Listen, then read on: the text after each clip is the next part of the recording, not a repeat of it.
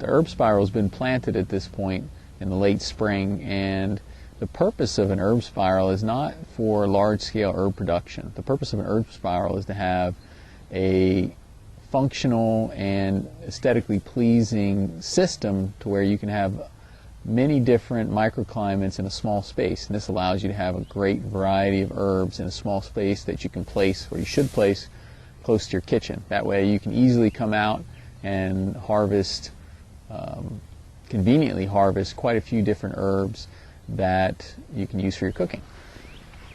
The top of your herb spiral facing south is in the northern hemisphere is going to be your sunny and dry microclimate. And some of the herbs that I put on the top of the herb spiral are thyme. Thyme is the ground cover here you see in the front, and since thyme is shorter than my rosemary and lavender, I put the thyme in front because we don't want to shade those plants. But thyme is good because it will do well in a sunny, dry environment. Behind the thyme you see some rosemary, and then there's also some lavender there to the left. Those are also good herbs for the sunny and dry climate. A couple of other options that you could use would be things like tarragon or marjoram, or you could even use dill. Now the middle of the spiral on the south side to the southwest, southeast side, that's going to be mostly your sunny and moist environment, but still very well drained. So this is actually going to be your best environment to grow the widest range of things. This is going to be the environment that just about every herb, for the most part, is going to tolerate. There's some that will do better than others, but some of the ones that I've got in here, we've got some calendula. Behind the calendula, there's some fennel. There's actually some marjoram behind there, which can also go at the top. And there's some sage. And there's some oregano in here. There's actually some tomato growing here, and I've sort of let that go mainly because it's growing with the oregano, which is a great companion for tomato, so I think I'll get some great tomatoes off of that. There's also some yarrow in there, and there's some basil around the corner there.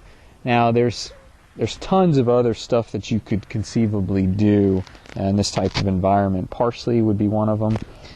You could also do fennel would be a good one, nasturtiums, bee balm. Now I would be a little hesitant to do bee balm in a herb spiral setting because it can be fairly aggressive. Same thing with cilantro. You could do cilantro, and a lot of guys, you hear a lot of people using cilantro, but cilantro can be a very aggressive self-seeder, so I probably would not do cilantro.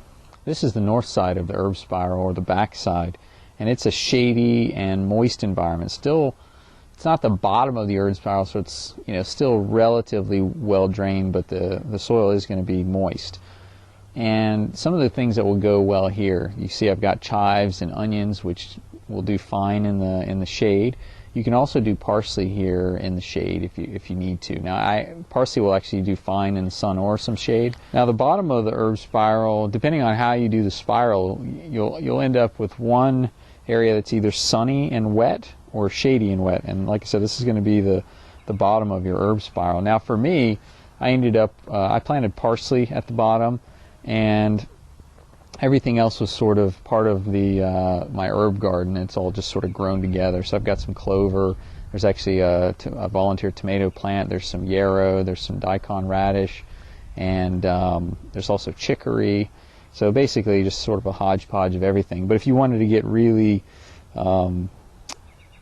good at what you're putting at the bottom of the herb spiral on the sunny side, you could do chives. I mean, chives will do fine in the sun or the shade. You could also do chamomile or lemon balm. You could also do mints. A lot of people do mint at the bottom of an herb spiral, but I'm not a huge fan of doing that because they're so aggressive.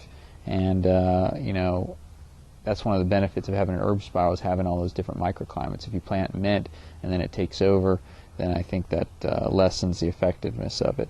Now, if you were doing a shady and wet environment, you could still use chives. I mean, they're so versatile. They could do sun or shade and tolerate those wet conditions. And then, of course, mints and cress you could use. And some people will actually do a small pond at the bottom of the herb spiral, in which case you can certainly use your pond type plants.